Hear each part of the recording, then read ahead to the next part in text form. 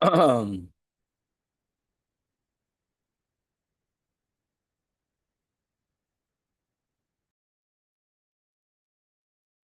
Good morning. With the help of Hashem, we are learning Yerushalmi Chala, Pedig Beis Halacha Gimel, God willing, concluding the second chapter and beginning Pedig Gimel Halacha Aleph. Today's daf is daf Chav Dalid, and we left off on daf Chav Dalid Amid Aleph, 5 lines from the top of the Amid. After the parentheses, which we will omit, we'll begin with the bracket Be'isa Tchila. We're dedicating today's class, L'Refuah Shalema, to Hatamim Michal ben Achamadina, and may he, God willing, be back home, which is currently in Los Angeles, this upcoming week.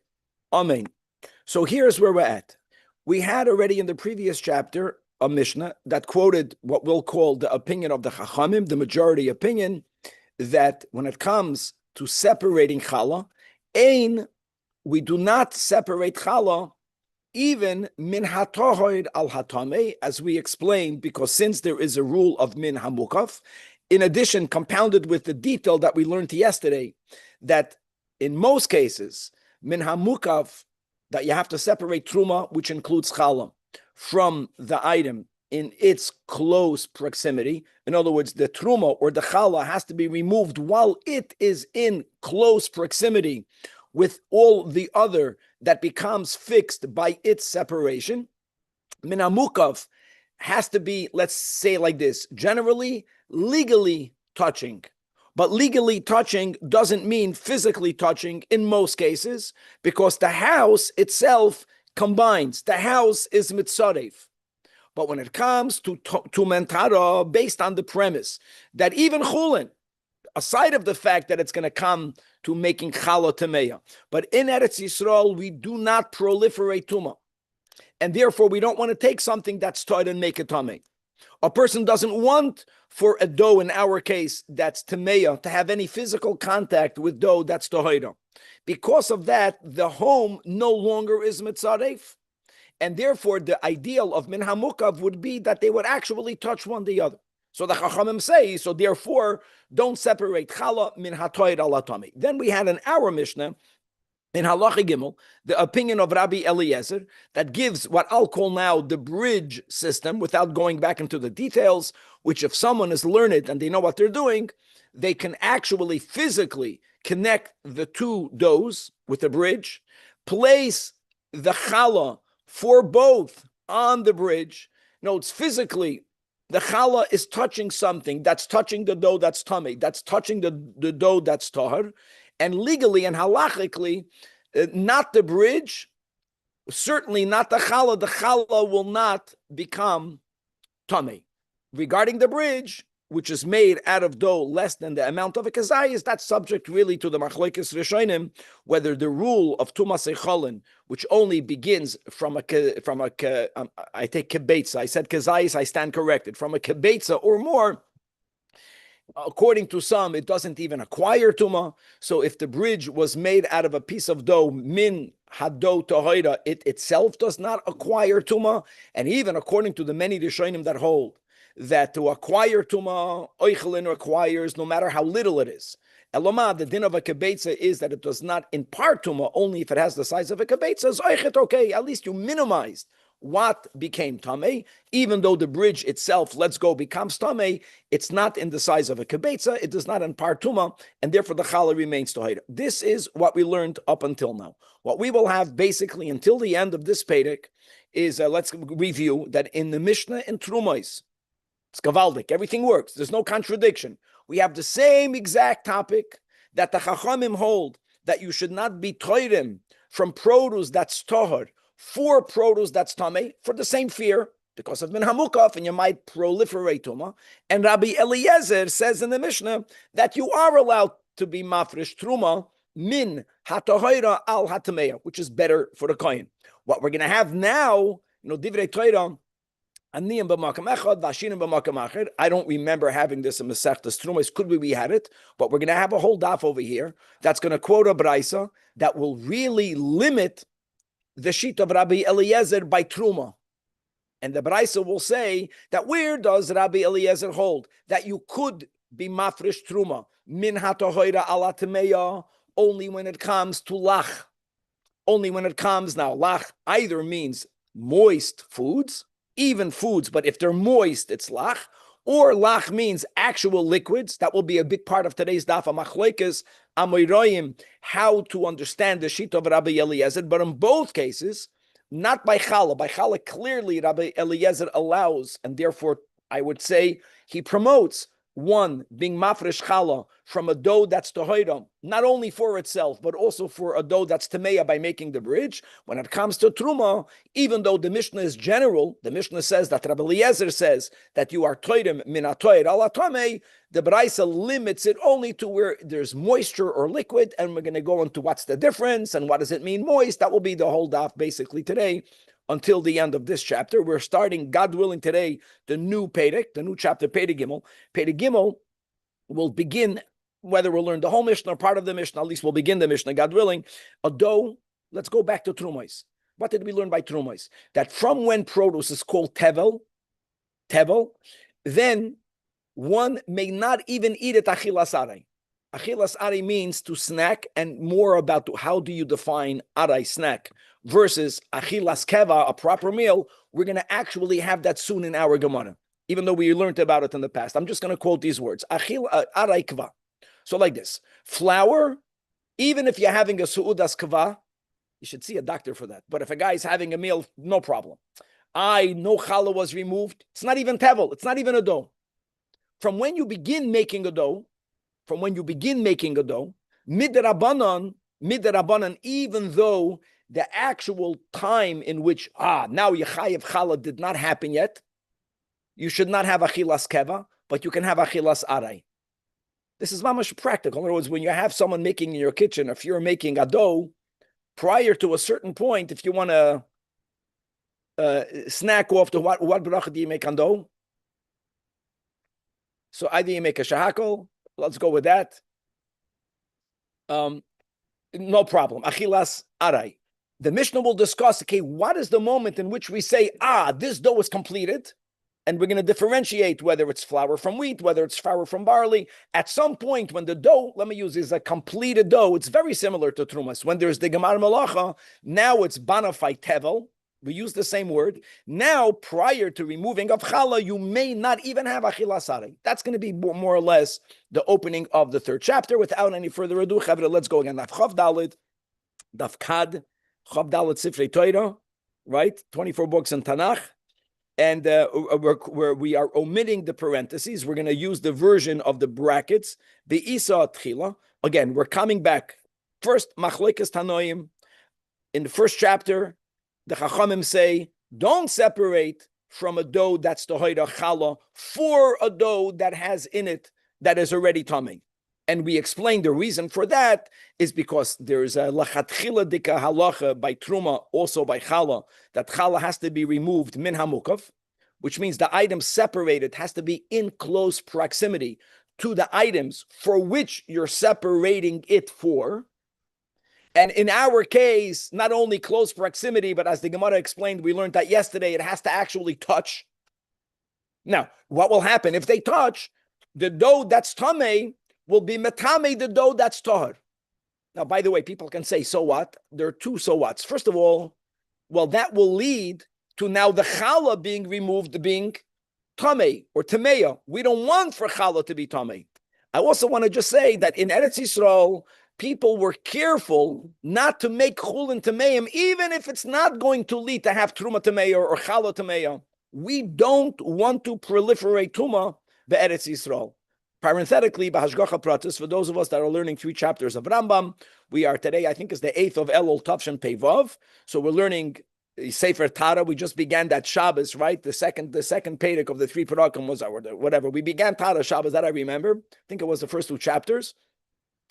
And we had a good review. Maybe it was Shabbos, maybe it was Sunday, but I think in the 5th chapter, just the rules of Rishon, Sheni, Shlishi, we do not paskin like Rabbi Akiva. We hold that chulin can only become tamig max on the level of a sheni. So the Gemara now wants to say, hold on. What's the concern? That since menamukaf, you're going to touch the doughs together. And what will happen? Don't forget, if the dough that's tameya is only a sheni, it cannot be mitame, the dough that's chulin before the challah was removed. That's what the Gemara begins today. So be'isa tchila. When do the Chachamim say don't separate min hatoyer ala tamei? If the tamei dough is called tchila, guys, we're learning Rambam. Tchila means rishon. Tchila means rishon. Vlad, remember, Vlad doesn't have to mean rishon. Vlad means not an av. Vlad can mean an anikel also. Whoever hears a zayda knows what that feels like. It should feel that way. It's like your kids. The parents don't agree, but the grandparents, it's meine Kinder. Oh, so if the Isa that's Tomei is tchila. Now, Vlad, offspring doesn't dafka mean one off. It can mean two off. But the word tchila means taka tchila. Tchila means rishon. First, aval be Isa. If the dough that's Tomei is already only Tomei on the level of a sheni, it's very simple. Since ein lesheni mago eitzel tevel, these are the words of the Gemara. I love it. Since there is no issue, there's no way that a dough that's tohira will not acquire tuma. The dough currently is tevel, but it's not challah. It will not acquire tuma from. It will not acquire tuma from the sheni. So now what? So now the way we're going to learn the Gemara. Listen to my words now. Now, according to Rabbi Eliezer, you don't even have to make a bridge. According to Rabbi Eliezer, you don't even have to make a bridge. Why am I saying according to Rabbi Eliezer? I learned the Gemara. So look inside the Rashi Elio, and I'm going in middle. Let's go 4 lines from the bottom. The way he understands our Gemara, but he knows it because he remembers what he learned. What we learned this together in Nida Davav. When you have a dough, you hear Aviv, that's tevel. That means it must have challah removed from it. Truma can become tamei even on a level of a shlishi. Right? We call that now puzzle. But let's go. It becomes tamei on a level of a shlishi. The Chachamim hold that even though you did not yet remove challah, since it's a dough from which you have to remove challah, it's already tevel, it's a proper dough, that dough could become tamei on a level of a shlishi. V'sfira lei l'rabbanan, 4 lines from the bottom of the Rashi Ilyo, but perikama deni the Davav Amid Beis, which is in the Bavli, the chulin hatevulin lechala is kechala domi, and therefore the Chachamim who hold that we learned in the first chapter that you're not mafrish min hatoyer ala tamei, say it always. Say it always. The Gemara that's saying that only be'isa, that's tchila, not by yasheni, that's only li Rabbi Eliezer. Aleph, Rabbi Eliezer allows you to be mafresh. You don't need a bridge. That's it. That's it. You can do from minat toyer ala tamei. Why make a bridge? You know, Rabbi Eliezer holds that people can be held to a higher standard. They'll know what they're doing. They'll learn they won't be metamed. Okay, so you should also listen. According to Rabbi Eliezer, we don't say that a dough that didn't have challah removed, it doesn't acquire too much lishi. He doesn't hold to that. So you don't even have to make a bridge. Just to clarify the issue of the Chachamim, is it that they look at that tevel dough and say that it actually can become, or is it that they're afraid? No. I'm reading the words. Listen, I don't remember. I didn't look up the Gemara Nida. I'm just reading the words. The chulin hatevulin lechala kechala, which means it could become a shlishi. And people should remember that in Rabbi Chanina Sagana Kehanim, that's the Gemara that the Gabe loved the most. Over there in Psachim, there we learned Rabbi Akiva. I remember this Gemara well. I only remember well because he didn't like it. If he doesn't like it, I love it. So I'm good for me, bad for him, and I remember it. So I hope some of it. I remember it more than most. So, in other words, it helps me understand that. In other words, some opinions hold that all chulin can become a shlishi. We don't go that way, but if you're going to have challah removed from it and it's already tevel, then it becomes a shlishi. Okay. The beauty of our machlokes is that it matches the machlokes that we have in Masechtas Trumos, similar, mamish the same. The Chachamim hold, forget about challah, by truma, by all produce. If you have 2 piles of apples, each one has 100. There it's easy with the numbers. So midrabanan, from each pile 2. If I want to be mafresh from one pile 4 for both piles, if they are of the same level of obligation, if they are from the same halachic year, absolutely, nothing wrong with that. You know, if one is inferior, one is superior, but I'm saying if they're equal, then no problem. But what happens if one pile is tummy, one pile is tummy? The same thing. The Chachamim say, "Ein toirim min hatoil ala toir." Rabbi Eliezer says in the Mishnah, you do. Period. There's also going to be a bridge. That's that. But there is a braisa. So we're beginning today now to quote a braisa that limits Shitas Rabbi Eliezer. Tani, we learned in a braisa. Guys, Rabbi La'ai is a Tana. It's in a braisa. Rabbi Eliai knows, Oimer Mishum Rabbi Eliezer, that even though in the Mishnah, the words that Rabbeinu HaKadosh quoted from Rabbi Eliezer was a very blanket statement, like here, you could separate min hatoir alatome. Sounds straightforward. No, he only said it. Toirmim min hatoir alatome only belach. Now, let me say the following. First of all, the word lach, we're going to have here a machlokas amoyroim, what lach means over here. Either lach means mamish liquid, oil and wine, or lach means any food that's moist. Why would it make a difference? So first of all, a couple of things you chap. Even Rabbi Eliezer doesn't want for tumah to spread. We're going to come back to challah. And challah, he felt by dough, people can make these bridges. It's like Play-Doh. It's called Play-Doh. You can make a bridge, you can connect. It's easy. By other foods, Rabbi Eliezer was also afraid that ultimately the truma will fall on the tummy. Forget about the produce. Even worse, imagine the truma that you separated, since it's already min hamukaf, it's going to fall on the tummy produce. By lach, as we will explain, since anyways by moist foods, let's go, it means moist foods, you are using kalim. People don't touch moist foods with their hands because it's moist. So since anyways kalim are used, as we'll show, there's much less chance, he's more confident that not only will the tameh not be matame the tar, but more, when you separate the truma is not going to fall on the tameh, which is why he's more lenient. But that was only balach. By yavesh, where you're using your hands, he was also afraid by truma. By challah, we make no such differentiation. Okay, now, what does lach mean? So here we go. Ketzad. Now, we're learning, I take back what I said. I said it's a machlokas hamoraim. It's a machlokas tanoim b'shitas Rabbi Eliezer. So Rabbi La'ai, he says that Rabbi Eliezer only was leaning in balach, and he gave an example, Ketzad. And the example that he's giving, you'll see, is not mamish liquid. There for sure, it's by a food. So he's speaking about zaysim that are being pickled. All right, you're pickling. They used to pickle it in vinegar, so that's called lach. Just to know, people did not take it with their hands. So you have kovash zaysim betuma. The case is olives that were submerged in vinegar. That's tamei. In other words, the olives now are tamei, okay, and they're moist. Now you have to know how to teach these words, right? It doesn't flow exactly, and you want to separate truma for these zaysim that are tamei from zaysim that are tahar. The chachamim say you can never do that. You cannot be toirim min hatoir ala tamei. Rabbi Eliezer in the Mishnah says you could. But just like here, he gave you the patent of a bridge. He's going to give you. How do you do it? How do you do it in a way where they don't spread tumah? So he says the following: maybe mashpech she'ein befif kebeitza. A mashpech, this is the nukuda, is anyways going to be used because people, for hygienic reasons, they don't touch foods that are lach. They're going to ruin it. They're going to soil it. So you should bring a funnel. A funnel is a keli that is wide in one end and not that wide in the other end, and it's opened in both ends because, again, as we learned on the top of the daf, that we want here menamukav they should touch. Same concept. That tuma only spreads for sure going out when the food that's tamei is the size of a beitza or more.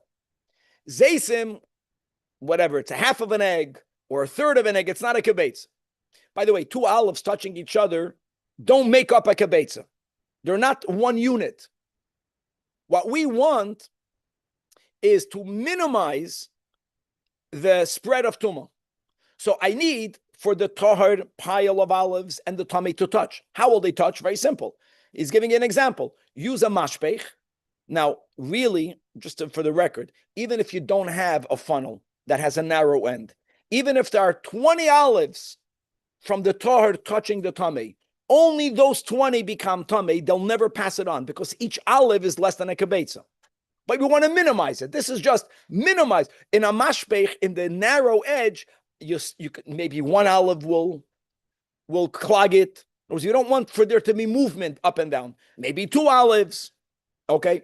The top of the mashpech is where you're filling up the guys. You're removing truma from the tahor olives. So he's giving it not side by side. That's just this is called lach, according to Rabbi La'ai, not according to the next opinion.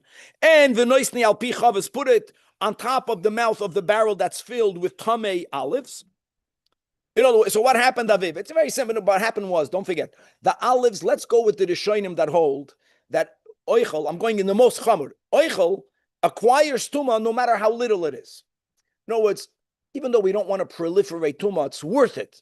It's worth, but we minimize. So when you have a mashpech, so the olives that are in the olives that are in the mouth of the narrow part are touching the olives that are tummy. Either they themselves don't become tummy, because none of them are on their own a kibetza. Even if they acquire tuma, they cannot impart tuma. So all of the olives remain tar. Now it's mamish min amukav, touching min amukav. Now be toidim from the top for everything, for that which is in the mashpech and for that which is in the bottom. Presumably, if you're saying that those olives are tummy, you'd have to remove them, or those olives, you have to remember, will become tummy, correct? And again, what is the fear? The fear of the chachamim is that when you're toidim, the truma can fall on the tummy. So Rabbi Eliezer says it's like a bridge. Why would it fall? If you have a keli and I remove, let's say when I remove it, it falls out of my hands. It's going to fall back into the top of the mashpech. It's not going to fall to the tummy. Because if you do it the way he's describing, there's very little chance. Now, the Gemara interrupts and says, why do you even have to have a mashpech? Like, Aviv, what were to happen if you have a keli that has a hole on both sides, you have a pile of tamei olives, pour on top of it a pile of tahor olives. Don't forget, the only olives, even if olives could acquire tuma, even though they don't have a size of a kibetza, but they cannot not impart. Only the olives that are touching the tummy ones will become tummy, or not even that, and the tuma doesn't go up, and remove it from the top. And if it falls, it's going to fall into the top. Like, why is he insisting using a mashpech? That's the Gemara's kasha. Lamali pachas mikabetza filu kibetza loy pirurinon. Even if the whole of the mashpech, the whole has the size of a kibetza, but the olives themselves are like crumbs of a kibetza. Olives don't become one unit because they're touching each other. So what's that insistence that the mashpech is needed? And the answer is, like we said before, the biggest concern is not to make truma tamei, not to make chale tamei. But b'chlal, we prefer not to proliferate tuma in Eretz Yisrael, not even to chulin. So that's the reason. In order for you to minamukav demands for you to touch it. We got to do that. Why are we doing it? For a reason. To be mafresh truma tohoira for tameya. It's better for the kohen. That justifies proliferating tuma, but minimize its proliferation. Atkan. Now we're going back to the Braisa.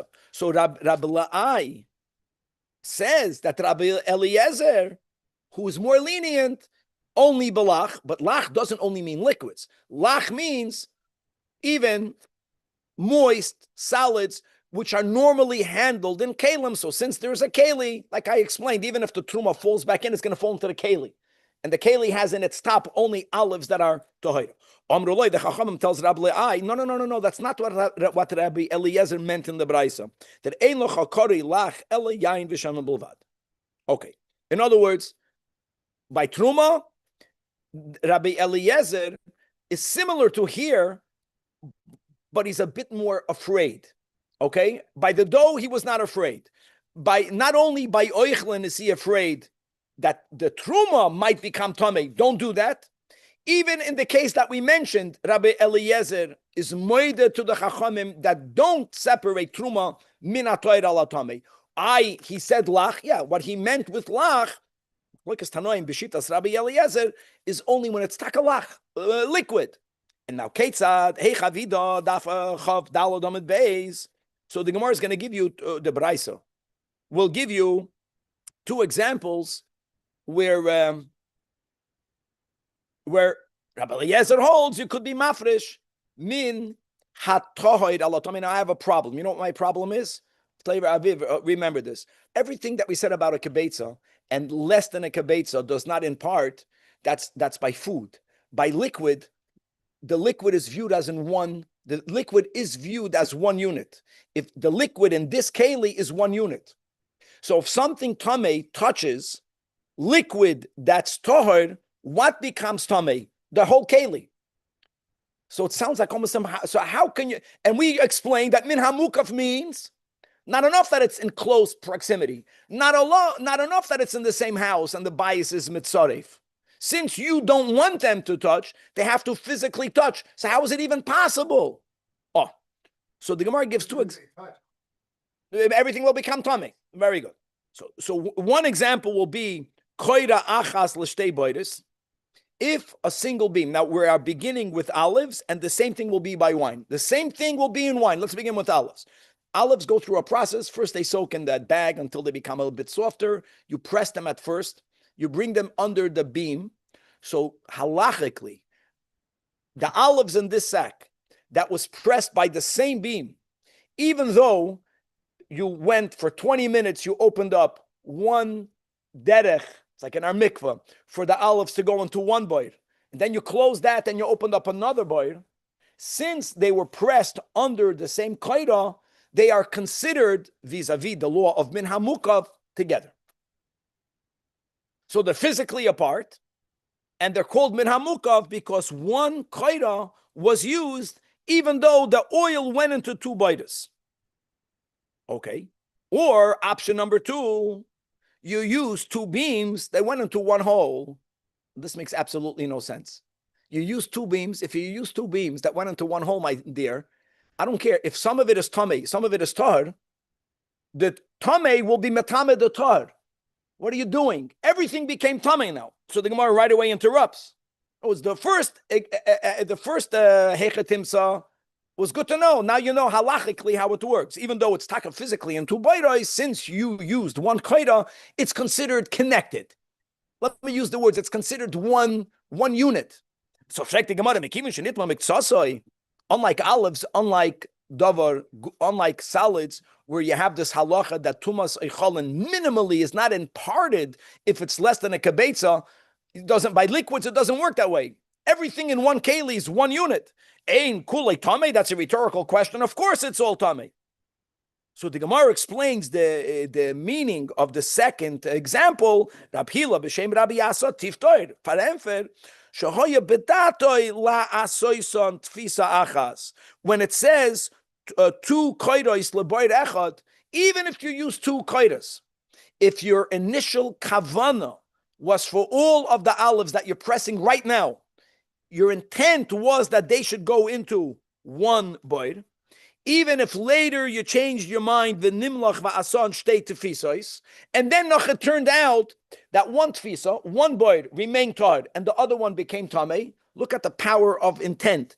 Since when the person began the day, the kavanah was to put them all in one boir, that will render both boiras halachically to be considered that it's min hamukav, that they're touching, even though they're not. And even if you intended to use two koiras, doesn't matter. It's either the beam is mitzaref or your kavana of where the oil should go. That intention combines them, even if you change your plan. So it's good to know that what you plan to do in the beginning of the day has consequence. Even most of us know whatever you plan, and then your day turns out to be different. But your intention has a big power here, vis-a-vis the dinam of min hamukav. It makes it like one big keli, and even though midine tuma vetana, they're not one keli, they're not touching. I love these things. These are rules. Okay. Amar Rab says the Gemara. It says the Gemara. Amar Rab Yosi berabun hadod teimar. Oh, 1 second before we go on. Now, what about wine? Because he said lach means shemen and wine. Now, let me just go back a quick review to the beautiful Masechta Trumos. Don't forget that Bechlal Truma has to come from Tevel. Tevel only becomes Tevel when there's a Gemar Malacha. There's a huge difference between the Gemar Malacha by oil versus the Gemar Malacha by wine. Let me go to the wine because then we're moving on to the wine. If you remember, right, a wine is pressed, it goes down, it lands in the first wine press in the bottom in a cistern, and it sits there. Unlike by olives, where the residue goes to the bottom, by wine, the seeds and the skins come to the top. We learned that. And after you skim off the residue from the top, now it's called tevel. Now you have to be toidim. So the Gemara wants to add it. So by wine, first of all, the same thing. What's the same thing by the wine? That either you used one koira and the wine went into two boiros, and that's considered min hamukaf. So according to Rabbi Eliezer, you could be toidim from one, which is tahar, for it and for the other. And the other is, this thing is that you even if you use two kairos, if you had in mind, even though it later went into two, they're considered one. So on that, he wants to add a nuance. That hada, the teimar, the above only works. Beshenitma, that it became tamei, the one that became tamei, only became tamei after it became tevel, which is mishashila or mishakipa. When you remove the seeds and you remove the skins, which is what I mentioned, now there's a gemar malacha. At that time, listen to this, guys.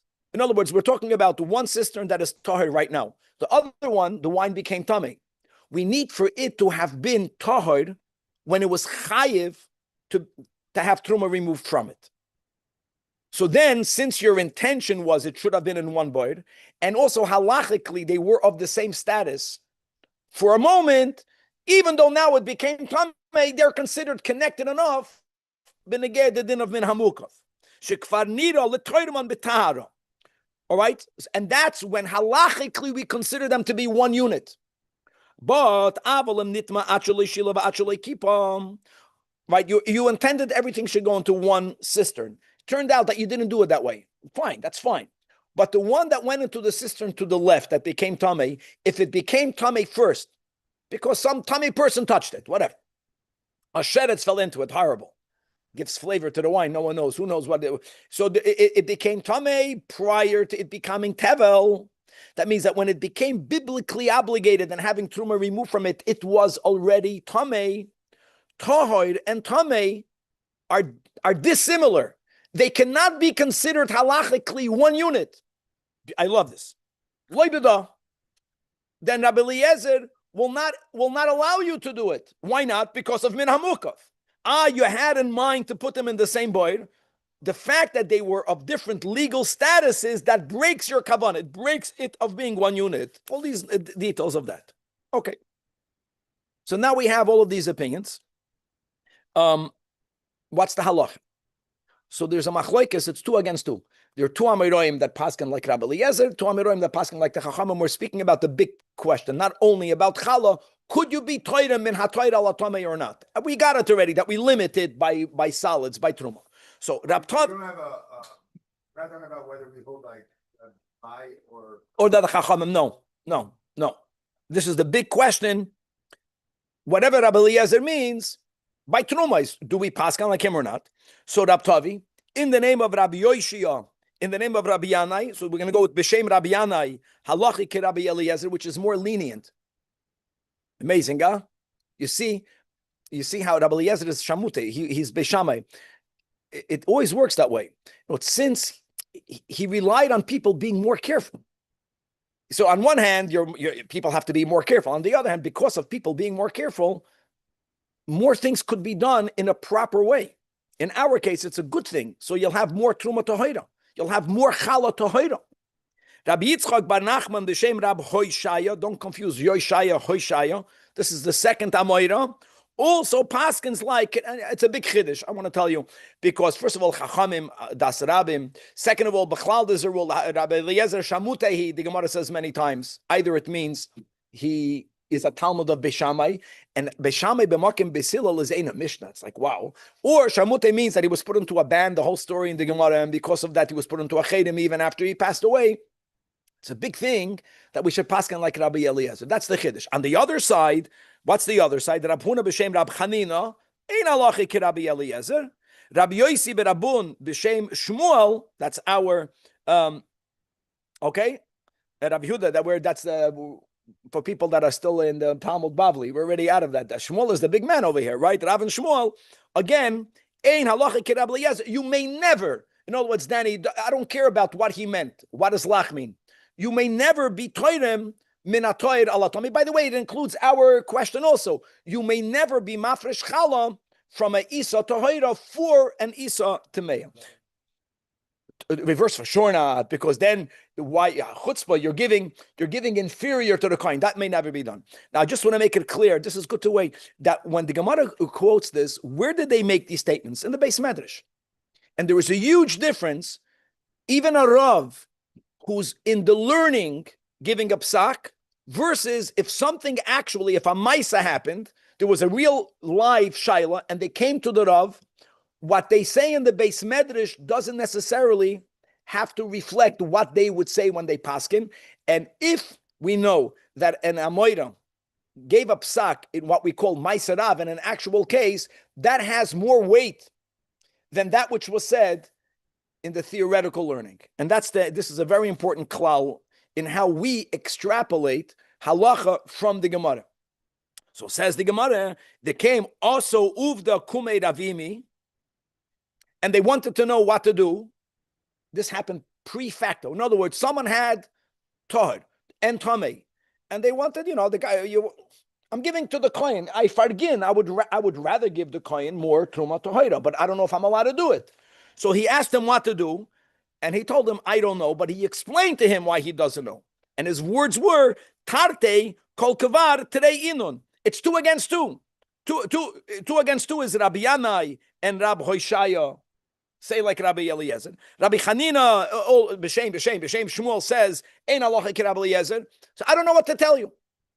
Now, by the way, when a Rav says in this case he doesn't know what to tell you, we know what that means. What does that mean? It means don't do it. Don't do it, but it's not because you know you're not allowed to do it. In other words, even not knowing has a halachic consequence, but he wanted to make it clear, the person should know that you're not going to separate min hatoir ala tamei, not because we paskin like the chachamim. We don't know. How can I know if it's too... When he did it, and it was like done well? If he went and he did it, it's okay. Generally, we don't say by rabbinic law to that at kedekach. Hold on. Asks the Gemara, Amrin lay, so that's what happens when a Rav opens up his cards, which he should. When he tells the people how he's coming to, he could have said, I don't know. They had no shame. They don't know. There's a beauty to that. He said, I don't know because it's 2 against 2. So they told him, Rabbi Yitzchak bar Nachman hoire. There is Rabbi Yitzchak bar Nachman who paskin. Now we had Rabbi Yitzchak bar Nachman. I want to make it clear. He's the second one, halachi ki Rabbi Eliezer. But what we didn't know up until now is that when Raptavi said b'shem Rabbi Yeshai, b'shem Rabbi Yanai, that was not what we call Ma'aser Rav. That was what he taught in the Beis Medrash. What Rabbi Yitzchak bar Nachman said b'shem Rabbi Hoshaya, that's what happened. It happened when an actual case comes. So how are you telling me it's 2 against 2? It's not a 2 against 2. The Rabbi Yitzchak bar Nachman's quoting Rabbi Hoshaya that we paskin like Rabbi Eliezer was in an actual case. And therefore, you should paskin like Rabbi Eliezer. So, kasha. And the Gemara says that Rav Imi knew that. In other words, if Rav Imi wouldn't have known it, then this question would have changed Rav Imi's mind. Rav Imi knew that Rabbi Yitzchak bar Nachman's quoting Rabbi Hoshaya was in a Ma'aser Rav case, was in a real case. Nevertheless, says the Gemara, but bottom line is, Vafilu kein loy hoide. And I would even say that because we normally don't paskin like Rabbi Eliezer. Maybe there's other reasons. We don't paskin like Rabbi Eliezer. So this is the exception that even though it was known, it wasn't stamped 2 against 2. One of the 2, halacha ki Rabbi Eliezer, was Ma'aser Rav. That's the way we are learning it. Vafilu kein loy hoide. Comes along the Rambam. The Rambam paskins like Rabbi Eliezer. And that's from this Gemara. This is very insightful. In other words, even though the Gemara is saying that Rav Imi did not take into account Ma'aser Rav, he said 2 against 2. The fact that the Gemara challenges Ravimi is where the Rambam says we paskin like Rabbi Eliezer, which is mamish beautiful. The Ravid argues with the Rambam. Why does the Ravid argue with the Rambam? Because the Gemara says from Ravimi, if Ravimi rejected this Ma'aser Rav, how can the Rambam accept it? This is a very good for people which we're not trained that way in yeshiva. I would even say, unfortunately, to show you from the Gemara all the way in the halacha, that bridge in detail. This is a very, very insightful case. The back and forth, the Gemara challenges. Afilu kein lo yhoidei. So the Rambam sides with the challengers of Ravimi, and the Ravid understands that you have to side with Ravimi because he closed it. The Ravid makes a lot more sense to me. It's not because that's the conclusion, which we come after all of this, but that's not the way that Rambam learned. And on this we say, Hadron Allah Peiris Chutz La'aretz. We're coming back to you. I hope not only in Gan Eden, I hope in Ba'ilam Hazeh. And now we're moving on to the 3rd chapter. So as we mentioned in the intro, very simple. Just like by produce, you have a concept of Gemar Melacha. And after Gemar Melacha, prior to Gemar Melacha, you can have Achilas Arei. Once you have Gemar Melacha, and by produce, if you're taking it into the house and it had the Pnei Habayis, you may not even have Achilas Arei. The same thing applies to dough. So let me go back. When it's still flour, you can have Achilas Keva. The definitions by flour and dough. How do you define a permanent meal or a real meal versus a snack? We'll have that discussion in the Gemara. So now we're just going to use the words Keva and Arei. We're familiar with this. So says the Mishnah, that oichlin arei min ha'isa. Don't think that the moment you begin making a dough, it's called tevel. No. Bona fide tevel is, let me use the words in English, when the dough is completed. So therefore, if you have a dough that's not completed, it's not yet considered tevel, even though you shouldn't have achilas keva, but achilas arei you can have from the dough. From when may you not even snack from the dough? It's not that uncommon. As a kid, I snacked from these doughs. From when? So it depends what is the dough made out of. If it is chitim, then the words in Chazal is acheti galgal bachitim, until it's completely kneaded, even though gilgal means a circle or a ball. But when it comes to wheat flour properly mixes with the water, and it becomes, like we know, whoever saw dough, it becomes like a davar gush. What we want it to be, even, not uneven. That's why the Mishnah says it has to be finished. Rabbi Blauner mentioned yesterday people put flour on top. We don't want any flour on top. We want for there to be just dough. That completion is called, the dough is megulgal. So once it becomes completed, then it's considered tevel. We use the word tevel. Then you can't even have arei. Prior to that, if you begin mixing, achilas arei you can do. Now, when you make a dough from barley always remains crummy. I don't know if crummy is the right word. In other words, it's crumbs. It doesn't properly mix. If the dough that you make properly mixes, that's because, like I mentioned, not only do they enrich the flour, which is they take out the good and they put in the poison, but they also put in other things that what you're eating is not what it says. I hope the brachas are okay. So what they did with the barley doughs is that at some point early in the mixing, you can't mix it. It's not that you'll mix it, it will become a dough. They would pack it down firmly. These are the words. They would pack it down. So the mixing, the less thorough mixing, the packing is the gemar malacha. And those words is v'titamtam. So prior to the packing of the dough of barley, again, it's not called gemar malacha. It's not called tevel gomer. No, you should not have achilas keva, but you can have a snack, achilas arei. From when it's considered completed, by the wheat, fully kneaded, by the barley, packed down. Simple, that's the rule. And let's go to Daf Chafei just to get a line in to make the Gabbai happy. Gilgala bachitim, in other words, says a Mishnah, that if once you did that, and by the way, it's Lashon Nekeva because Diber HaKosov, Diber HaTanoim behoiver. the hoiva of then. Now I think more men around the table here are comfortable in the kitchen than their wives over here. But whoever it is that's doing it, Gilgala bachitim v'timtoma basoirim. Now it's tevel, and the way the Mishnah words it is ha'oichel mimena. Ha'oichel mimena, my friends, means even a snack. Chayev misa, oy gewalt.